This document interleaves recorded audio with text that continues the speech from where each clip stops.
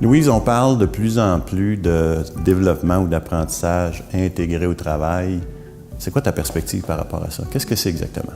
Pour moi, intégrer au travail, ce que ça veut dire, c'est utiliser le contexte de travail de la personne, venir coller son apprentissage à ses différentes situations de travail. Et là, on vient utiliser, je te dirais, tout ce qu'on a appris sur la praxéologie, la réflexion dans l'action, mais combiné avec des éléments de technologie, puis combiné avec le micro-apprentissage, puis avec le space learning. Donc, c'est vraiment un ensemble d'éléments qui nous permet de designer en faisant en sorte que la personne reste au travail dans son contexte et qu'elle apprenne de ça. C'est formel aussi, c'est pas informel.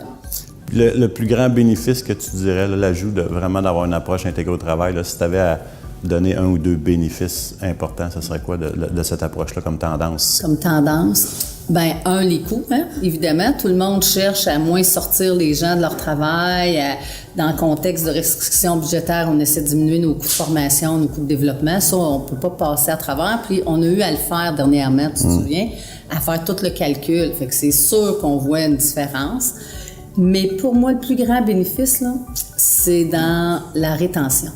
C'est que je ne suis plus obligée de travailler uniquement sur des moyens de transfert après. C'est que mes moyens de transfert sont vraiment intégrés parce que tout ce qu'on a parlé depuis 30 ans en apprentissage, qui est trouver, contextualiser, trouver le meilleur moyen pour que la personne soit capable de l'appliquer, je l'amène à l'appliquer au moment où elle l'apprend.